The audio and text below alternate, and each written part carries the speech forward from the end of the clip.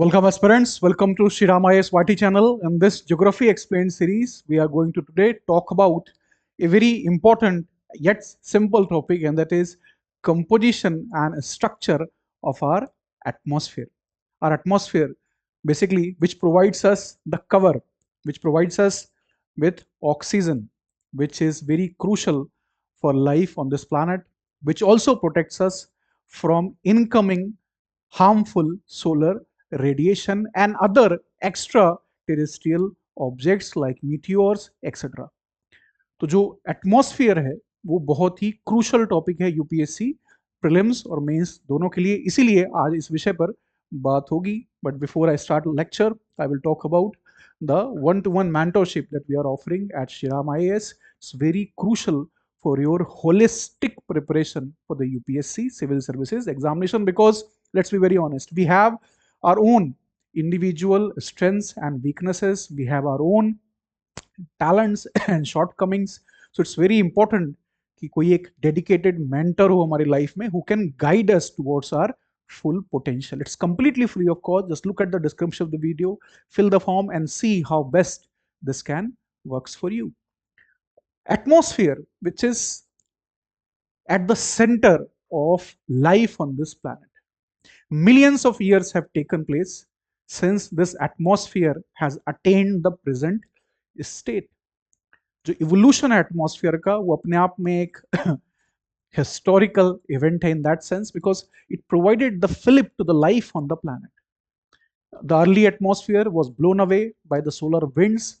बाद में यहाँ पूरे प्लैनेट में हमारे वॉल्केनोज इरप्ट होते हैं, तो जो गैसेस आज एटमॉस्फेयर में हैं they have came through these volcanic eruptions.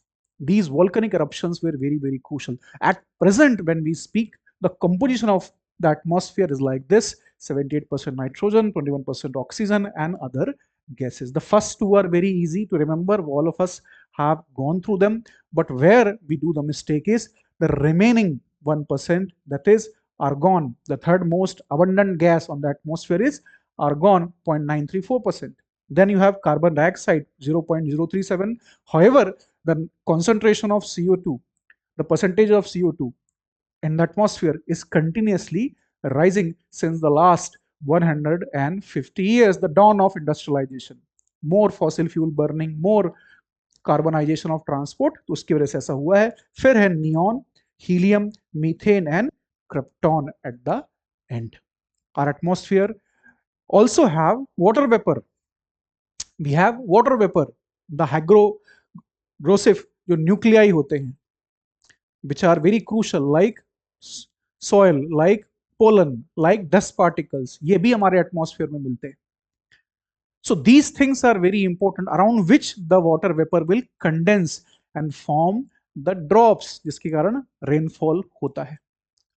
So these are also very, very important things. Now before I start explaining कि कौन सी गैस या कौन वाटर वेपर या CO2 या पर्टिकुलरली जो लेयर्स हैं एटमॉस्फेयर की, जो स्ट्रक्चर है एटमॉस्फेयर का वो कैसे डिजाइन है, उसके पहले थोड़ा सा ब्रीफली हम बात करेंगे इस पर्टिकुलर सेगमेंट की. Where is equator, where is the North Pole or the South Pole, Tropic of Cancer, Tropic of Capricorn. These things are important for us to understand why the atmosphere is divided into different layers. So our Earth is not perfectly round. इसको हम geoid shaped planet कहते हैं because it's a very peculiar type. It is simply bulging at the equator side. थोड़ा bulges यहाँ पे हमें दिखाई देते हैं इक्वेटर साइड में.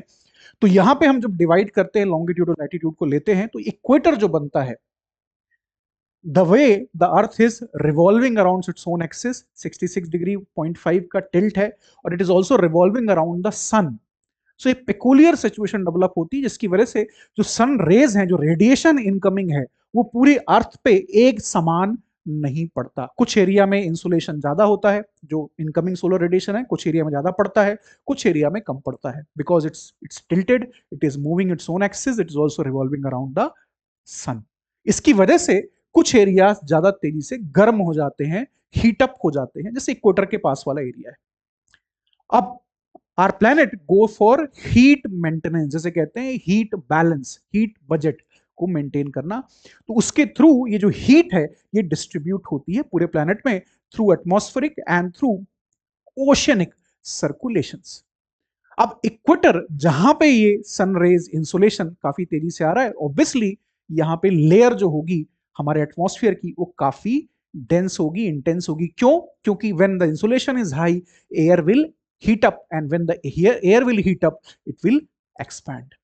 तो जो डेंसिटी है और टेम्परेचर है उसके बेसिस पे we divide our atmosphere into these many layers. Altitude ऊपर जा रहा है, this is the altitude, this is how you go from bottom to top. तो शुरुआत होती है ट्रोपोस्फेयर से, जहां पे जो एवरेज बताया जाता है इसका लगभग 13 किलोमीटर इसकी डिस्टेंस बताई जाती है from ground up to the upper part of the atmosphere. जब हम ऊपर से तरफ जाते हैं तो 13 किलोमीटर तक एवरेज इसकी विड्थ होती है। 18 किलोमीटर अराउंड होती है इक्वेटर पे, और 8 से 9 किलोमीटर बताई जाती है नियर पोलर रीजन से। ऐसा क्यों?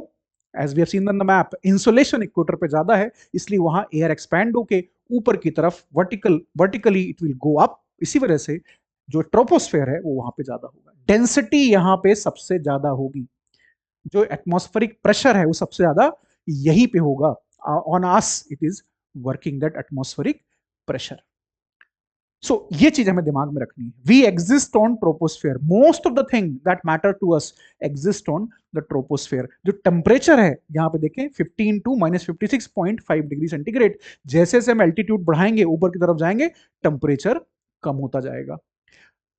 लगभग 15 से 50 ये जो डिस्टेंस है, जैसे हम ऊपर जाते हैं ट्रोपोस्फेयर से तो हमें मिलता है स्ट्रेटोस्फेयर, 11 से 50 किलोमीटर के आसपास। यहां पे टेम्परेचर फिर तेजी से बढ़ने लगेगा, लेकिन फिर भी नेगेटिव तक ही रहेगा।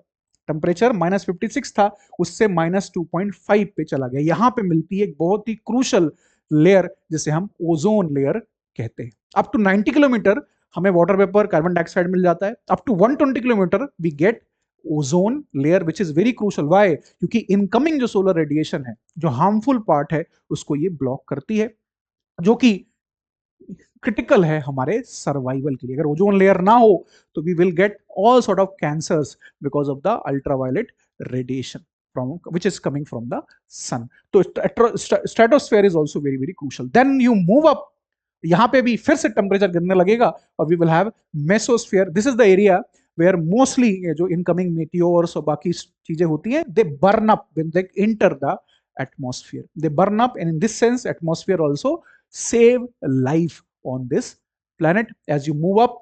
जहां पे ऑरोरा बोरेलिस और ऑरोरा ऑस्ट्रेलिस, जो नॉर्दर्न लाइट है, सदर्न लाइट है, वो मिलती है, इसको हम बोलते हैं थर्मोस्फेयर। अगेन यहाँ टेम्परेचर बहुत ही मैसिवली इंक्रीज होगा, -86 से 1200 डिग्री सेंटीग्रेड तक जाएगा। उसके ऊपर एक्सोस्फेयर है, 1200 डिग्री सेंटीग्रेड तक यहाँ टेम्परेचर होता है। This is how we divide the layers: troposphere, strato, meso, thermo and exosphere. Depending on the temperature condition, density condition, इसे डिस्क्राइब किया जाता है।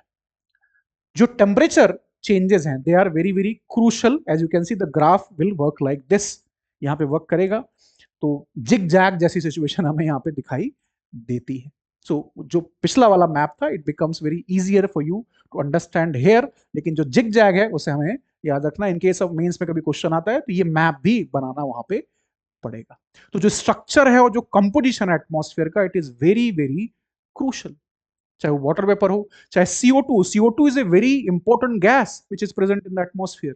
It has a green house effect, जिसकी वजह से जो इनकमिंग सोलर रेडिएशन है उसके लिए, इसके लिए ट्रांसपेरेंट होती है। लेकिन जो terrestrial radiation, as per the Planck's law, जब कोई ऑब्जेक्ट रेडिएशन के कारण गर्म होता है, हीटअप होता है, तो वो बाद में खुद भी हीट को रेडिएशन के माध्यम से बाहर की तरफ भेजता है। So during night hour earth gets heat up because of the radiation coming from the sun, और रात में जो अर्थ है वो हीटअप होने के कारण अपना रेडिएशन के थ्रू जो हीट है उसको स्पेस की तरफ रिफ्लेक्ट कर देती है। बट बिकॉज CO2 वहां पे प्रेजेंट है, वो इसको ब्लॉक करता है, एंड टेम्परेचर रात्रि के दौरान नेगेटिव में अर्थ में नहीं जाता। That is how the life is possible on this planet. तो जो कंपोजिशन है और जो स्ट्रक्चर है एटमॉस्फेयर का, वो बहुत ही क्रूशल है। चाहे वो स्पेस साइंस हो, वेदर फोरकास्टिंग हो, रेनफॉल प्रिडिक्शन हो, या फिर these days a lot many things are happening, space travel की हम बात करने लगे हैं, there are so many things which are happening। अब उसके लिए you need to know the atmosphere composition and the structure. It's a very simple topic and I hope that you must have gone through this simplified explanation and that we generally do in 10-15 minutes, तो जिसकी माध्यम से हम जल्दी इसको revise कर सकते हैं. In this topic, this is what we were trying to address. That's all. You can join me on my Telegram channel as well. I'll meet you again with a new interesting topic related to geography. Thank you.